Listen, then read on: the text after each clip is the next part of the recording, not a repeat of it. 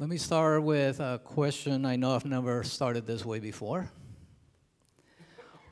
Why did it take the Buddha so long to vacuum his couch? Because he had no attachments. I know, it's a little cheesy, but I better hold this up. Well, the title of my talk is, and I was forgetting already, Take Up Your Cross and Follow Me. And I'm just going to start with where we get this from the Bible, from the Gospels. I'll read the one from Luke, and it's Luke 9:23 through 25. Then he said to them all, "If any wish to come after me, let them deny themselves and take up their cross daily and follow me. For those who want to save their lives will lose it, and those who lose their life for my sake will save it. For what does it profit them if they gain the whole world but lose themselves?" Now, the first part of this verse is, if any wish to come after me. And it works for this month that the power for the month, out of the 12 powers that we talk about in Unity from Charles Fillmore, is the power of will. The power of will is the ability to decide, to determine, and to move forward with that. So, the use of this power of will means that you need to have willingness to move forward, willingness to come after Jesus, as it says in the Bible. One of the other things about the 12 powers is that Matthew is the one that's related to that power.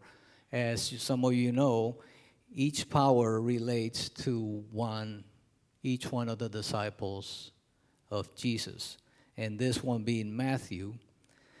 And Matthew shows us that by being willing to follow Jesus after Jesus calls him, by moving up in consciousness, if you will, you can follow better decisions and you can follow a better life for yourself. And yes, for him, it took faith to do this. Imagine somebody just coming by, "Hey, follow me."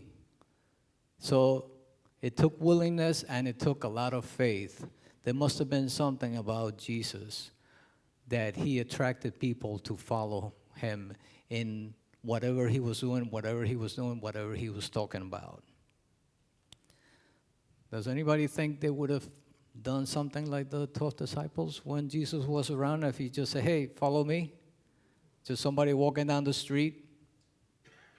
I'm not sure that I would have done it, to be honest with you.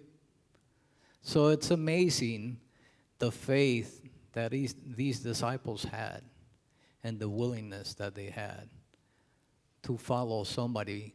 I think deep down they knew there was something in them that was calling them forth, and that's why they did what they did. So after the statement follows this, let them deny themselves. Now, what does let them deny themselves mean? The way I see it is, let go of your past. Don't get concerned about how you think you are at the moment. And accept that calling. It goes into the next statement. Take up your cross. Taking up your cross, in this case, means that you're willing to let go of the past and you're willing to do what it is that you need to do to move forward.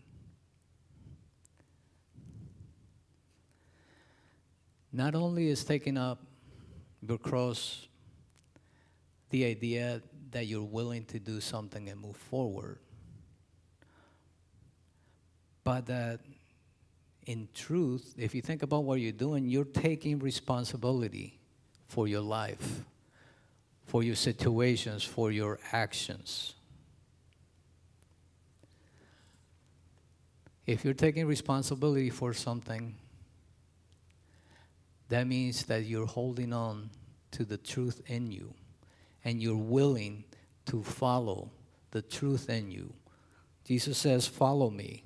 What does he mean? He means follow the Christ within you. You could think of it as following God. What's another statement in the Bible? Seek ye first the kingdom and his righteousness, and all these other things will come to you. So all these little statements should give you an idea that you should let go of how you feel about the past, any situations that you feel made you be a certain way, that you're not able to do certain things because of whatever somebody did to you, whatever situations happened to you. You need to be willing to let go of that past. And not only let go of the past, but let go of the blame. Stop blaming your parents, your teachers, anybody in your family, friends. Just let go. Stop blaming. If you stop blaming, you really are taking responsibility for your life, for what and who you are, and what you're supposed to be doing in this world. Let go of the past. Release what no longer serves you. Will you repeat after me? I release what no longer serves me. Together? I release what no longer serves me. How does that feel? I hope you really felt it. Now, as far as following Jesus, following your Christ within, following God, you know that when you follow God, A Course in Miracles says, one of the lessons says, I put my life in your hands, God. Now, why would you do such a thing? Because you don't need to worry about what's coming up in the future. To God, there really isn't any past or future, right?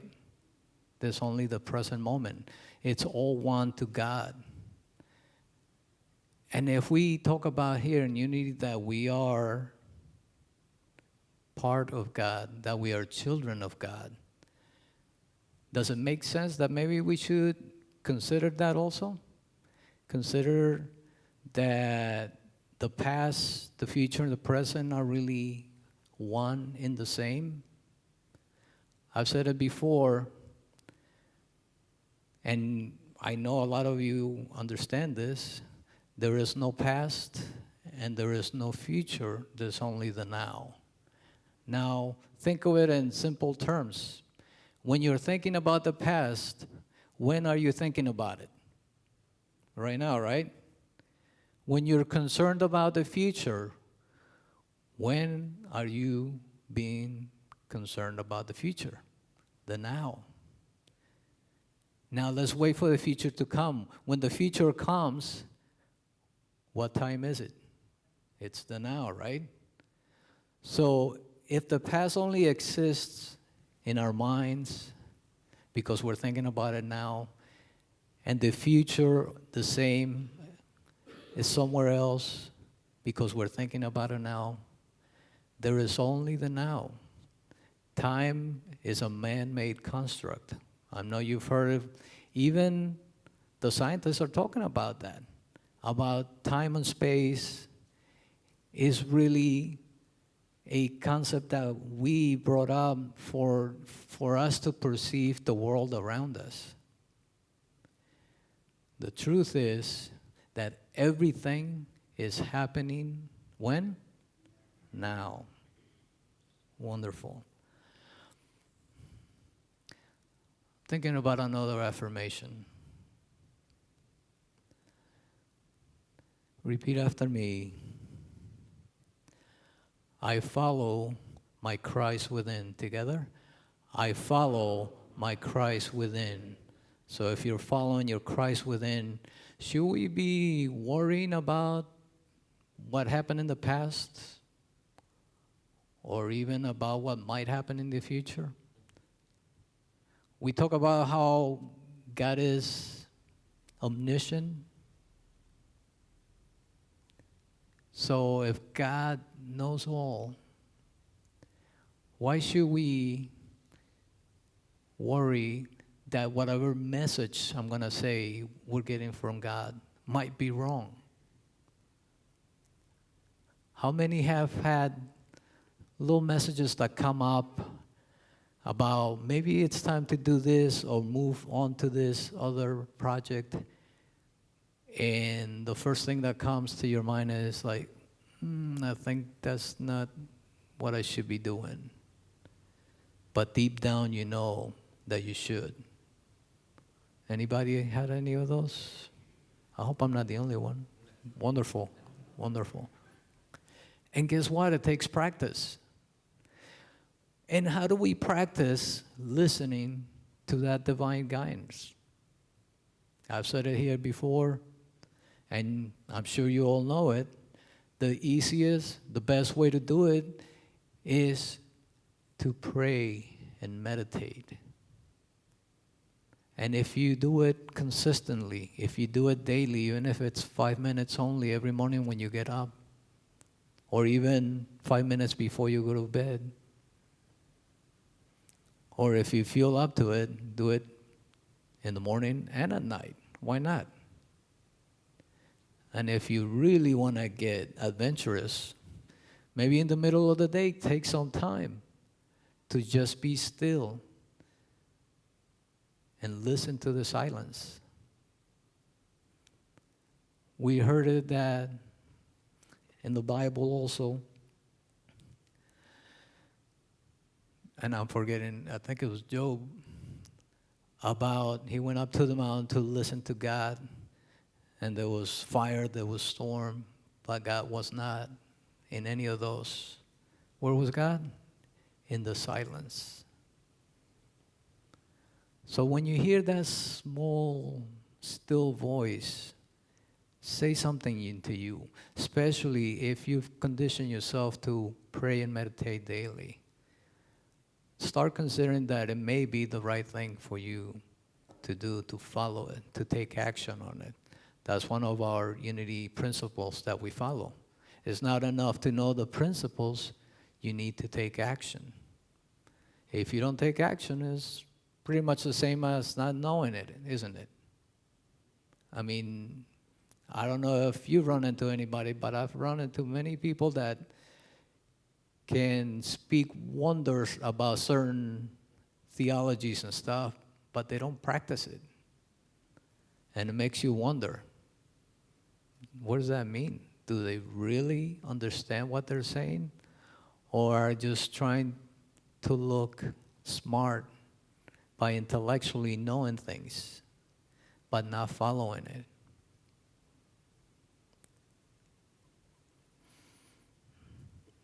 One of the things that came up for me lately about your past and your future and how to balance yourself into the now. I'm sure a lot of you or all of you know about, those balancing boards that you have to get yourself, put your left foot on one side and the other, and then the center, and if you're not balanced, you're leaning on one or the other. Think of that. Think of it like that.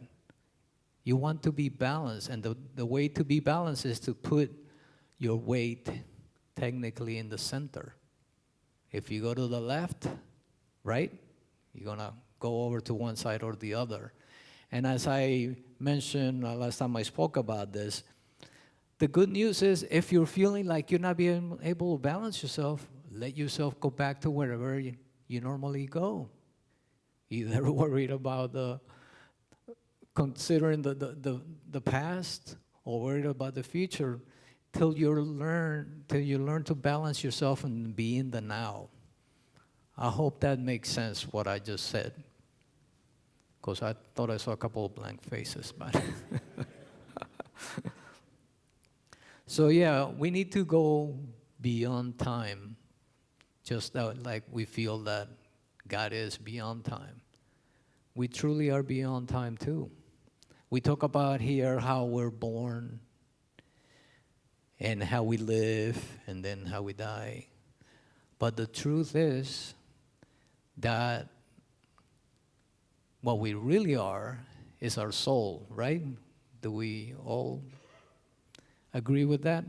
If we are our soul, and we talk about that the soul is eternal. So are we really being born and then dying? Or are we just passing through? I've said it before. I like to use this analogy. Think of it, your body being like a car. You buy a new car, and you, the person that's driving it, you get in there, you drive it. When you get out of it, the car doesn't move anymore, right? It doesn't mean that you weren't really there in the car. The true you is who drives the car and then gets out of it. And I won't go any further with that because we can go into all kinds of things with that. So, how do you know that you are in the moment?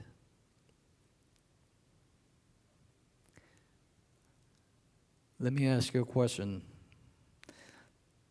Do any of you have anything that you love to do so much that when you start doing it, you lose track of all time and you lose yourself in it? Anybody have that? Now, let me ask you for real. I'm curious. Who wants to share what is something that you love to do that you just lose yourself in it? I write. You write? I write and I'm gone. Wonderful. That's a wonderful thing. Anybody else? Yes? Ooh. Wonderful gardening. Absolutely.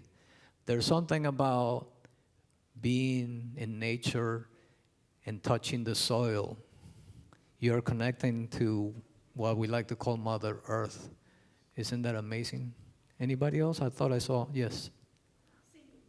Singing, of course. I mean, I wish I could sing that I could lose myself in singing, but I have attempted it, but maybe down the road. So yes, we all have things that we can lose ourselves in. So consider that when you're thinking about eternity. Let yourself be lost in whatever it is that you have to do. And you don't have to worry about what happened yesterday or the day before, or what may happen tomorrow. The truth is, when you're in the moment, there is no reason to be concerned about anything. If you truly are present to the moment, there is nothing else. And what does that mean? That truly means you're in connection with the divine. You're in communion with God. You're in one accord with the divine. Which reminds me, do you know that Jesus drove a Honda, but he didn't talk about it? It says in John 12:49, that I do not speak of my own accord.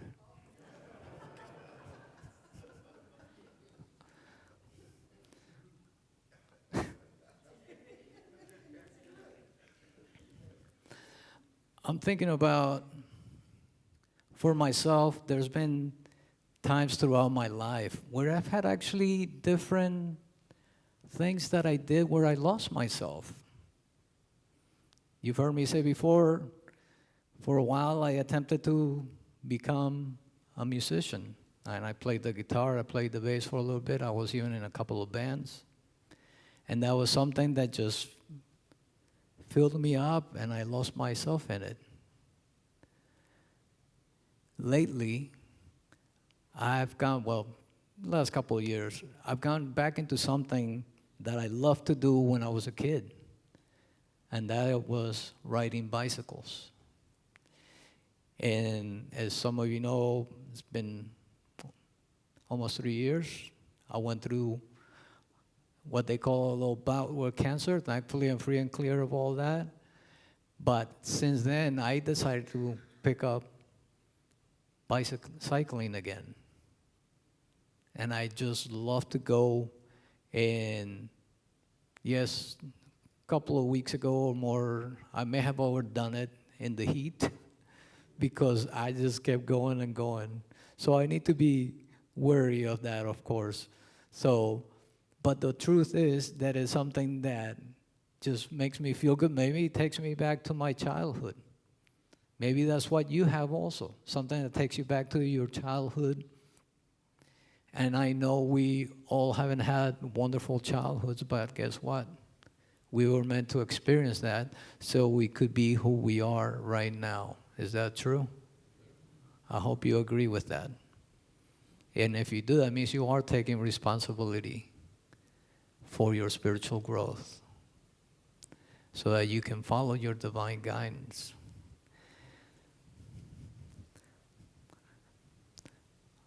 I'd like us to finish with a couple of affirmations going along with each of the statements that I talked about. So let me see where I am. Okay. Start with the willingness. I am willing to be me together. I am willing to be me. Now about taking responsibility. I jumped ahead. About denying yourself. I release what no longer serves me. Together, I release what no longer serves me. And about taking responsibility. I take responsibility for my actions. Together, I take responsibility for my actions. And last one, I follow my Christ within. Together, I follow my Christ within. Let's go into prayer.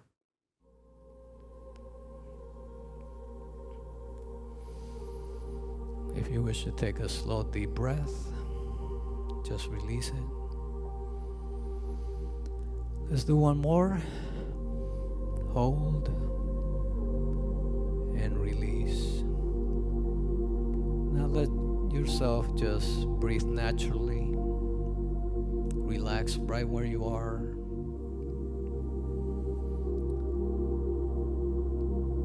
Feel yourself just sinking right where you're sitting. Letting go of any worries, any concerns, any thoughts about the day. Just keep breathing gently, letting your body do what it does. If there are any feelings right now in your body, any aches, welcome to acknowledge them. Be okay with it. Just keep breathing into it, releasing any concerns. Let yourself go deeper and deeper as you hear my words.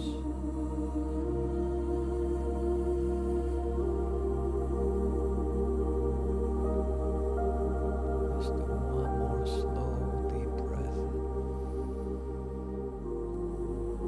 And release and relax.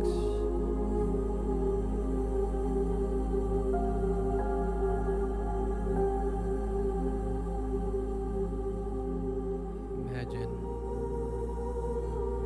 a bright, cleansing light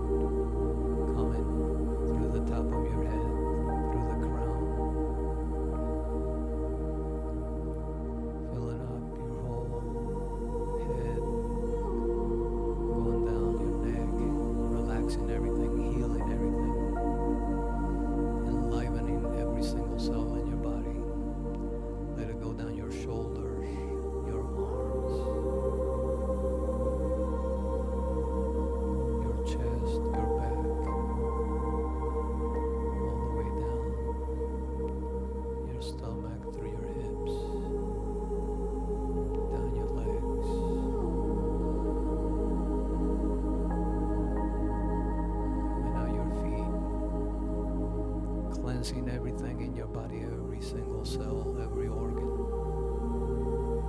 healing every cell, every organ, energizing every single cell in your body right now. Let it radiate from your body all around you. And just imagine how each one of us is multiplying our energies right here with each other.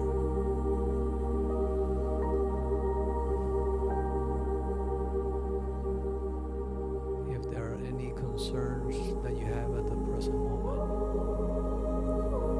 just say to yourself, I release what no longer serves me.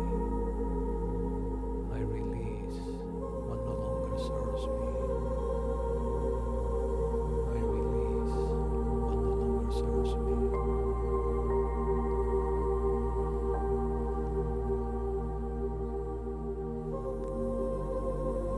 Now let's welcome an affirmation, and you may have your own. Just affirm, I am in something you wish in your life. I am healed. I am abundant. I am peaceful.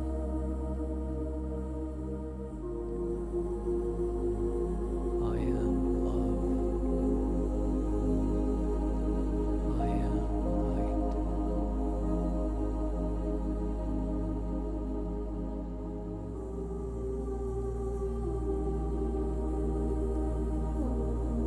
Let that feeling come over you. Really feel it in your soul, in your heart, in your body.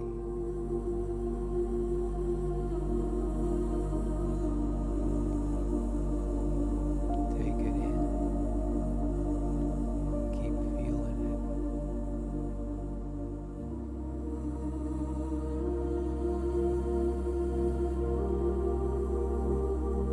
Let yourself radiate with this feeling,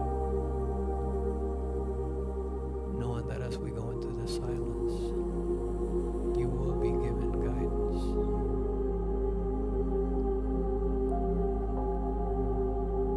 And we go into the silence now.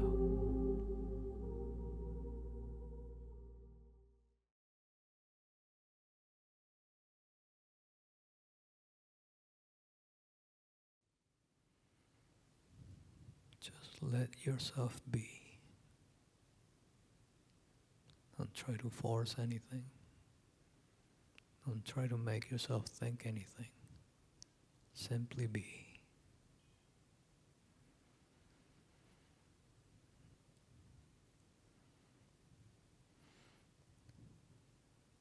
And if you feel that you have not received anything, do not worry about that.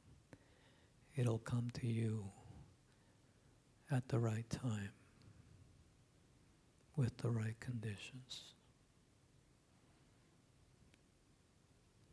Just let yourself be aware when it happens and accept it, and consider how you can move into action with whatever guidance you are given. Trust it, have faith in it. Be willing to have faith in it.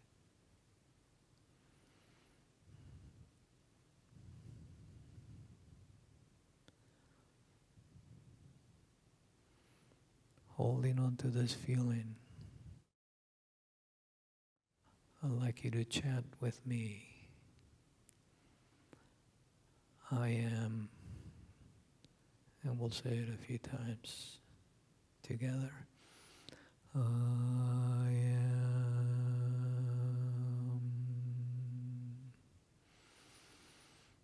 I am.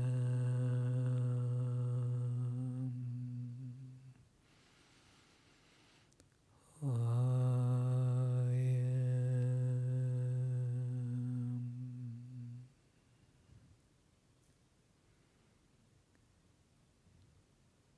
Say with me, I am one, I am whole together.